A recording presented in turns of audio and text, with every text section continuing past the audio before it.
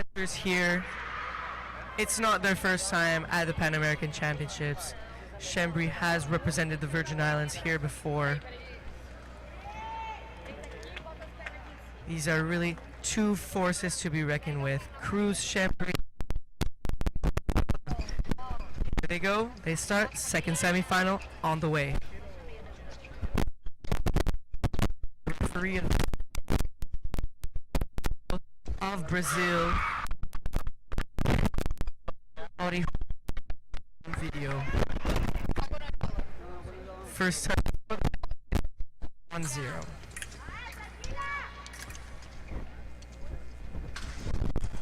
Oh, fencing off the side there, lost his balance a little bit. Schembri was able to pick up the attack on that. 1-1.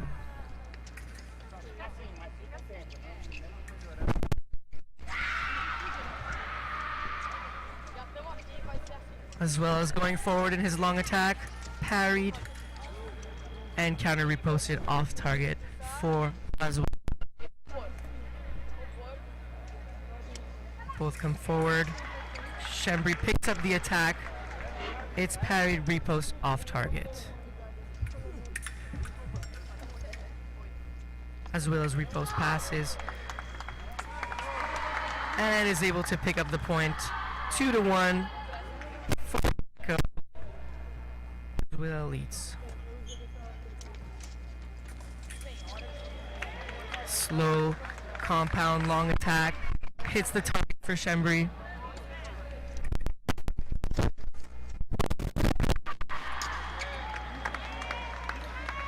Schembri started his flesh there with his arm back. Gave the opportunity for the Mexican to get a cut out of that.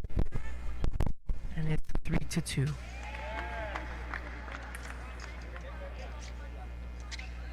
Coming forward, putting pressure, falls short, takes over the attack again. Parry, repost behind the back. Misses. Remise for Azuela, 4-2.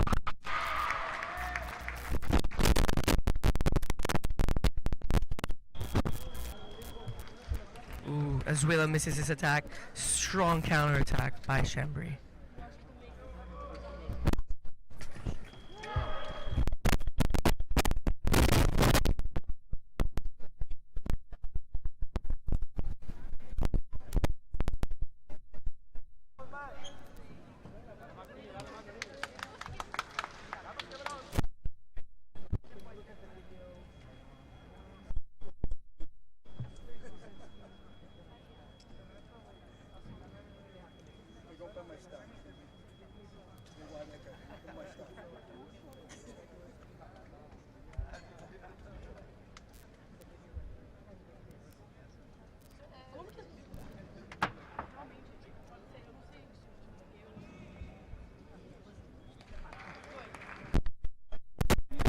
Back and makes the call for Schembri.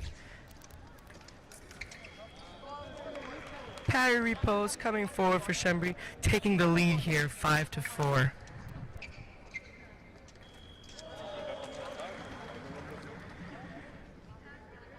The referee gives the touch to Schembri there, 6-4.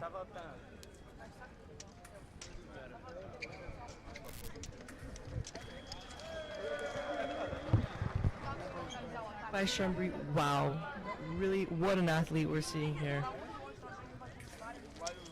Taking the lead to 7-4. Off target for the Mexican. Oh no! What do we see here? We're gonna call medical. Schembri just fell down. Looks like he twisted his ankle. Oh no, this is terrible. Alright, he looks like he's getting up though. He's having a hard time on his leg there. This medical, yeah, on I think it's his left foot, his back foot. Looks like he had a hard time getting back on guard there.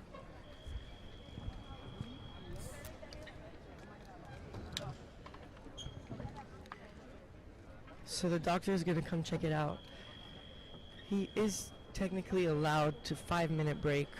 One question for you. Yeah. This is normal in sports. On Agreement always is normal. There's feet or leg lesion. I mean, yeah, we do see. There's not a lot of, let's say, injuries that could really necessitate a time off from the sport. Often we'll see, problems with the knees, with the articulations. Yeah. Towards the ankles too. These are really what we see the most often. The ankles, sometimes arms, but mostly the biggest injuries we see in fencing are just bruises. When stuff happens like this,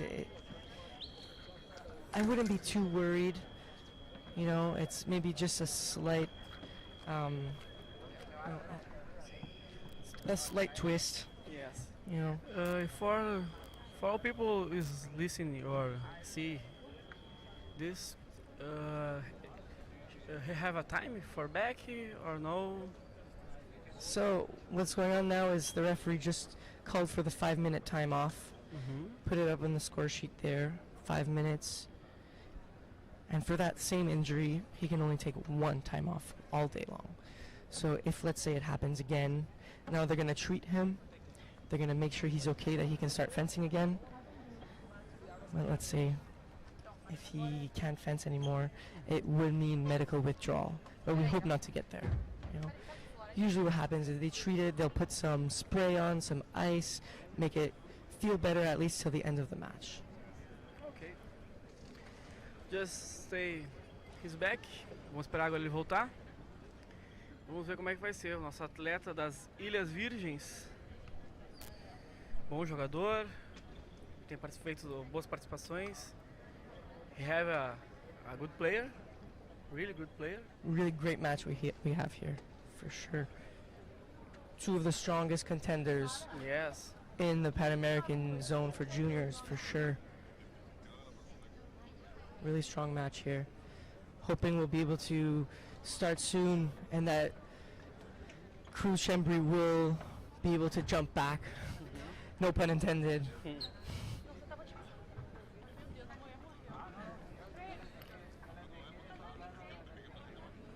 So the winner of this match will be fighting against Nicholas Ruzadze of the USA in the final tonight.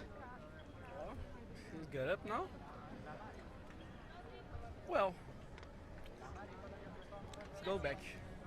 Alright, the doctors have stopped treating him. That means he's ready to go. The doctors need to say she's okay. Right, absolutely. They need to clear him to go again. And not many reasons would prompt, let's say, a medical withdrawal, but we've seen it before with concussions or with really twist ankles, but looks like we're good now. So we're restarting. Okay, let's go.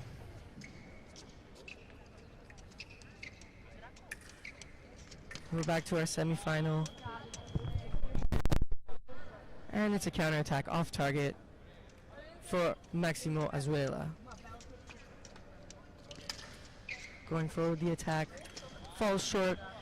Kruz Schembri takes over with his riposte off target.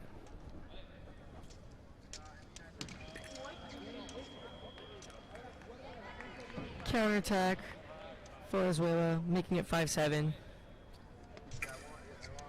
Parries the attack. Comes forward with his slow, long attack.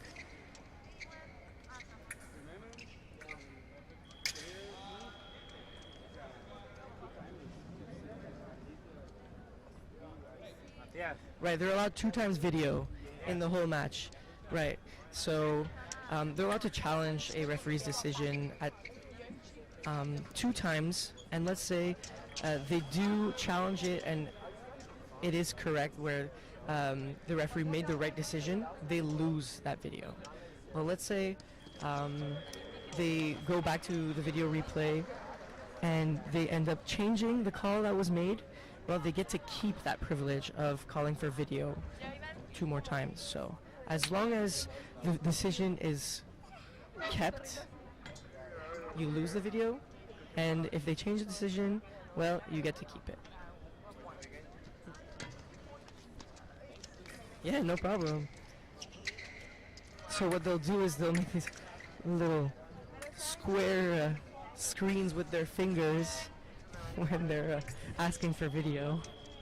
Yeah, in all sports using this movement. Right, like Football is drawing no a box. soccer, Yeah. Arm back by Kruz Schembri. Azuela making the counterattack on that.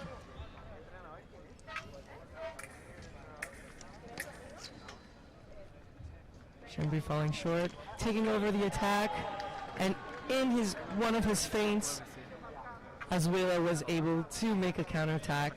One light, making it 7-8.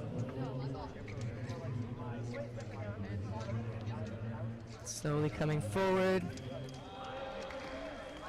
And on that half step was counterattacked by Schembri. Beautiful touch.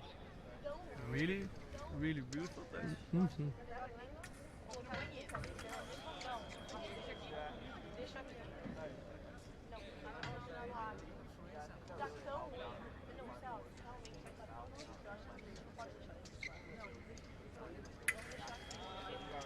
So for sure, Azuela is watching for that counterattack as he's going forward, because he knows that once he makes a step a little bit too close, Schembri has a very quick counterattack. Now we see it on Azuela's side, remising before Schembri is able to make a repost. Yeah, I see this is foil, have a lot of jumps. Jump front, back. This is a little different. Have a painful point to another player, no? Yeah, it's really different than Saber and Epee for sure, where, you know, fundamentally in all three weapons, the steps are the same. But we see them used so differently, where the speed is different, they use the half step a little bit more to be able to pressure going forward, whereas in Saber they'll go with quick, fast, full steps to change the rhythm. Yeah, exactly. And there's a lot more, you know, movement, and the touches a lot longer in foil and epee than in Saber, for sure. Yeah, another moment on transmission, we see a sword. Sword is Yeah, epee. most strategic. Front to back. It's really beautiful. Mm-hmm.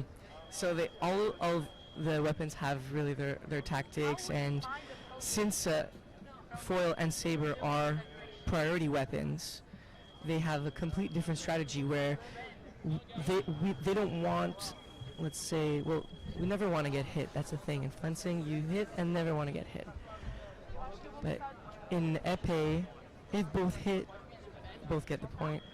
In foil and saber, we know you need to gain the priority to make the points. Okay, let's go to play.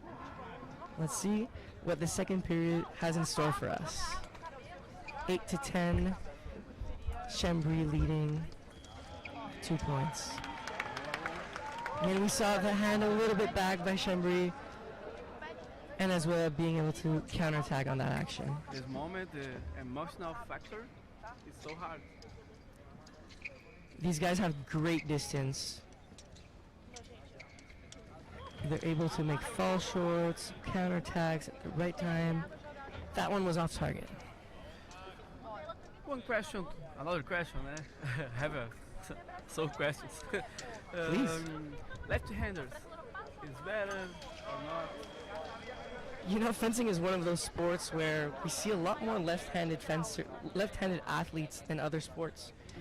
Almost like it advantages you to be a left-handed fencer. But people would argue that that's not really true, but the numbers speak for themselves. It's really 50-50 in higher level fencing, where it'll be 50% left-handed and 50% right-handed. If it gives an advantage, I don't know. In another moment, we speaking another champion. He say, "Yeah, I'm see here. He's left-hander. I need thinking I'm training for this. Definitely. The target's different, the hand position is different. Yeah, the flow position is so different. Absolutely. So the target will be at a different distance, right? Instead of having the right shoulder forward, the left shoulder will be forward. So even though it's high line, if you're a righty, it'll be to the right instead of to the left, right? So the fencers need to practice these kinds of movements for sure. And that's why beginner fencers often have a hard time against left-handed fencers because they're not used to it. Off target here for Schembri, 11-10.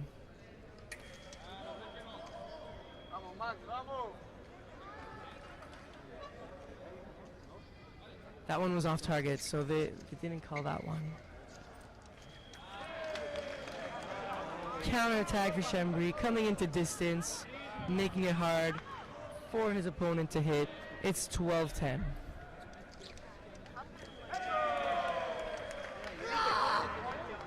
So the referee's going to go back to video on this one, but it looked like Azuela was coming forward with the attack and Schembri making a counterattack. But did he stop in the attack? And I think that's what our referee from Brazil, Paulo Juan Veloso, is going to go check with Marcio at the video. So let's see.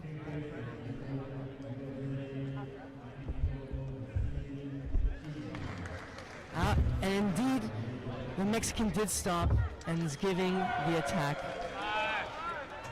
Another attack for Kruz, making it 14-10, 1 point away.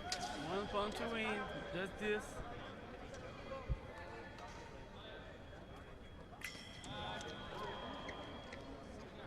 Attack with the flesh is off target. Really quick. Is he going to want to finish quickly? The best here would be to continue fencing like any other touch, right? But a lot of fencers want to finish so quick that they end up making mistakes. Looks like he's being patient here. He has the experience to do it.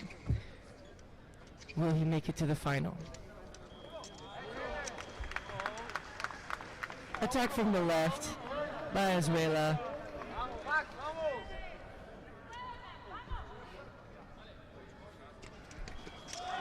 There it is, the last touch, 15-11. Last touch. Kruz Schembri of the Virgin Islands secured his spot into the second spot of the final here at Pan American Junior Championships for the men's foil event.